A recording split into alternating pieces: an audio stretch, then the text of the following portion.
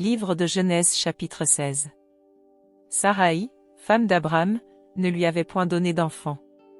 Elle avait une servante égyptienne, nommée Agar. Et Saraï dit à Abram, « Voici, l'Éternel m'a rendu stérile, viens, je te prie, vers ma servante, peut-être aurai-je par elle des enfants. » Abram écouta la voix de Saraï. Alors Saraï, femme d'Abram, prit Agar, l'Égyptienne, sa servante, et la donna pour femme à Abram, son mari, après qu'Abram eut habité 10 années dans le pays de Canaan. Il alla vers Agar, et elle devint enceinte.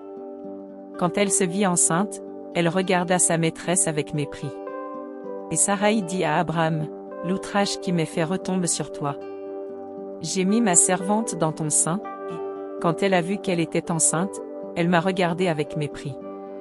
Que l'Éternel soit juge entre moi et toi. » Abram répondit à Saraï, « Voici, ta servante est en ton pouvoir, agis à son égard comme tu le trouveras bon. » Alors Saraï la maltraita, et Agar s'enfuit loin d'elle.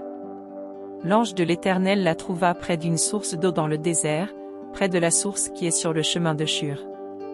Il dit, « Agar, servante de Saraï, d'où viens-tu, et où vas-tu » Elle répondit, « Je fuis loin de Saraï, ma maîtresse. » L'ange de l'Éternel lui dit, « Retourne vers ta maîtresse, et humilie-toi sous sa main. » L'ange de l'Éternel lui dit, « Je multiplierai ta postérité, et elle sera si nombreuse qu'on ne pourra la compter. » L'ange de l'Éternel lui dit, « Voici, tu es enceinte, et tu enfanteras un fils, à qui tu donneras le nom d'Ismaël, car l'Éternel t'a entendu dans ton affliction.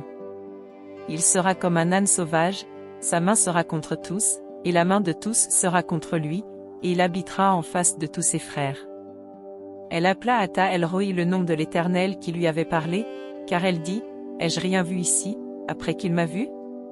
C'est pourquoi l'on a appelé ce puits le puits de l'Achaï-Roi, il est entre Kadès et Bared. Agar enfanta un fils à Abram, et Abram donna le nom d'Ismaël au fils qu'Agar lui enfanta. Abram était âgé de 86 ans lorsqu'Agar enfanta Ismaël à Abram.